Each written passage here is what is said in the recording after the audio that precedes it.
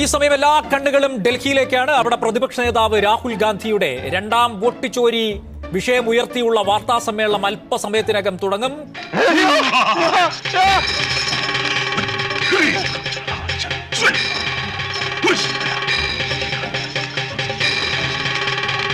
ഇനി വരാൻ പോകുന്നത് ഹൈഡ്രജൻ ബോംബാണ്. അത് പൊട്ടിയാൽ പ്രധാനമന്ത്രിക്ക് ജനങ്ങളുടെ മുഖത്ത് നോക്കാൻ കഴിയില്ല എന്നാണ് രാഹുൽ ഗാന്ധി അവകാശപ്പെട്ടിരിക്കുന്നത്. അപ്പോൾ പ്രധാനമന്ത്രിയുടെ തന്നെ മണ്ഡലമായ വാരാണസിയിലെ വിവരങ്ങളാണോ എന്നുള്ളതാണ് ഏറ്റവും പ്രധാനപ്പെട്ട ഒരു ചോദ്യം. ഈ ശത്രുവിനെ നിഗ്രഹിക്കാനുള്ള ശക്തി നാം ഈ തേങ്ങയിലേക്ക് ആവാഹിച്ചിരിക്കുകയാണ്. തൊട്ട് പ്രാർത്ഥിച്ചോളൂ, തേങ്ങയിൽ തൊട്ട് പ്രാർത്ഥിച്ചോളൂ. നേരത്തെ ഒരു ആറ്റം ബോംബ് അദ്ദേഹം പൊട്ടിച്ചത് ചീറ്റിയിരുന്നു. അതിനെ തുടർന്ന് ഒരു ഹൈഡ്രജൻ ബോംബ് വരുമെന്ന് പറഞ്ഞു. എന്നാൽ അത് ഇതുവരെ വന്നിട്ടില്ല എന്നാണ് അദ്ദേഹം തന്നെ പറയുന്നത്. പക്ഷെ ഒരു ചെറിയ ബോംബ് ഇത്തവണ അദ്ദേഹം വീണ്ടും കൊണ്ടുവന്നു. അത് കൊണ്ടുവന്ന സമയത്ത് തന്നെ അത് പൊട്ടിപ്പോകുന്നതാണ് നമ്മൾ കാണുന്നത്.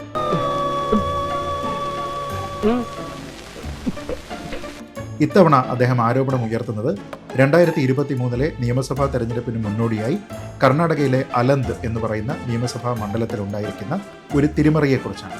ഈ തിരിമറി എന്നത് അദ്ദേഹം ആരോപിക്കുന്നത് ഇലക്ഷൻ കമ്മീഷൻ നേരിട്ട് നടത്തിയിരിക്കുന്ന ഒരു തിരിമറിയാണ് എന്നാണ്. അവിടെ ഉണ്ടായിരുന്ന 6018 രജിസ്റ്റേർഡ് ആയിട്ടുള്ള വോട്ടർമാരുടെ വോട്ട് നീക്കം ചെയ്യുന്നതിന് വേണ്ടിയിട്ടുള്ള ഒരു ഗൂഢശ്രമം വളരെ സിസ്റ്റമാറ്റിക്കലി ഓൺലൈനായിട്ട് നടന്നു എന്നാണ്. അതിന് കാരണക്കാരായിട്ടുള്ള ആൾക്കാരെ തെരഞ്ഞെടുപ്പ് കമ്മീഷൻ സംരക്ഷിക്കുന്നു എന്നുള്ളതാണ് അദ്ദേഹത്തിന്റെ ആരോപണം. സംസ്ഥാനത്തിന് പുറത്തുള്ള ഫോൺ നമ്പറുകൾ ഉപയോഗിച്ചും ഓൺലൈനായിട്ടുമൊക്കെ ഒരു സെൻട്രലൈസ്ഡ് സോഫ്റ്റ്വെയറിന്റെ സഹായത്തോടു കൂടിയിട്ടാണ് ഇതൊക്കെ നടക്കുന്നത് എന്ന രീതിയിലുള്ള കുറേ ആരോപണങ്ങളാണ് ശ്രീ രാഹുൽ ഗാന്ധിയുടെ ഭാഗത്തു നിന്നുണ്ടായത്. എന്റെ ബുദ്ധിപരമായ നീക്കം കണ്ടിട്ട് എന്ത് തോന്നുന്നു? ഒന്നും തോന്നുന്നില്ല. കാണാൻ പോകുന്ന തീ ആളിക്കത്തും. നമുക്കറിയാം, ഒരാളിന്റെ പേര് വോട്ടർ പട്ടികയിൽ നിന്ന് നീക്കം ചെയ്യണമെന്നുണ്ടെങ്കിൽ ഫോം 7 അവിടെ സബ്മിറ്റ് ചെയ്യണം. അപ്പോൾ ഇതിനു വേണ്ടിയിട്ട് വ്യാജമായിട്ടുള്ള ഫോം 7കളൊക്കെ തന്നെ സബ്മിറ്റ് ചെയ്തു എന്നാണ് ശ്രീ രാഹുൽ ഗാന്ധി പറയുന്നത്.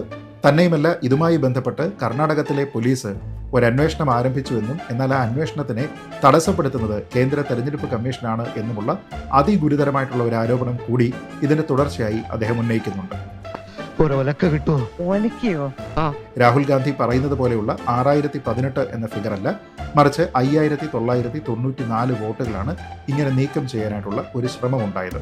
എന്ന് വെച്ചാൽ അവിടെ അങ്ങനെ ഒരു ശ്രമം ഉണ്ടായി എന്ന് രാഹുൽ ഗാന്ധി പറഞ്ഞിരിക്കുന്ന ഭാഗം വരെ ശരിയാണ്. പക്ഷേ ഒരു വോട്ട് പോലും അങ്ങനെ നീക്കം ചെയ്യപ്പെട്ടിട്ടില്ല എന്നുള്ളതാണ് തെരഞ്ഞെടുപ്പ് കമ്മീഷൻ സ്ഥിരീകരിക്കുന്നത്. ഇവിടെയാണ് രാഹുൽ ഗാന്ധിക്ക് പറ്റിയിരിക്കുന്ന ആദ്യത്തെ പരാജയം. അപ്പോൾ ഇതിനെക്കുറിച്ച് ഔദ്യോഗികമായി കർണാടക പോലീസിനെ റിപ്പോർട്ട് ചെയ്തതും ഈ കാര്യത്തിൽ FIR ഫയൽ ചെയ്യുകയും ഒരു ഇൻവെസ്റ്റിഗേഷൻ ആരംഭിക്കുകയും ചെയ്തത് കേന്ദ്ര തെരഞ്ഞെടുപ്പ് കമ്മീഷൻ പറഞ്ഞിട്ടാണ്, അതല്ലാതെ കോൺഗ്രസ്സുകാർ പറഞ്ഞിട്ടല്ല. രാഹുൽ ഗാന്ധി ഇപ്പോൾ സൂചിപ്പിക്കുന്ന തരത്തിൽ കർണാടക പോലീസോ CIDയോ ഒന്നും തന്നെ കേസ് സ്വമേധയാ അങ്ങ് ഏറ്റെടുത്തതുമല്ല. ഇനി അതുകൊണ്ട് തന്നെ അദ്ദേഹത്തിന്റെ മറ്റുള്ള ആരോപണങ്ങളും നിലനിൽക്കുന്നതല്ല.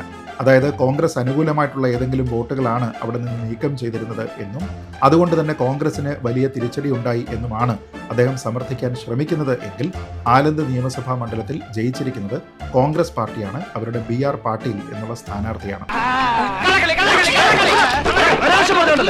ചുരുക്കി പറഞ്ഞാൽ രാഹുൽ ഗാന്ധി ഇത്തവണ കൊണ്ടുവന്നിരിക്കുന്ന ബോംബും പ്രാഥമിക ഘട്ടത്തിൽ തന്നെ ചീറ്റിയിരിക്കുകയാണ് എന്നുള്ളതാണ് വസ്തുത. അദ്ദേഹം പറഞ്ഞിരിക്കുന്നത് പോലെ അവിടെ നിന്ന് 6018 വോട്ടുകൾ നീക്കം ചെയ്തിട്ടില്ല. അവിടെ സമർപ്പിക്കപ്പെട്ടിരിക്കുന്ന വ്യാജ അപേക്ഷകളുടെ എണ്ണം 5994 ആയിരുന്നു.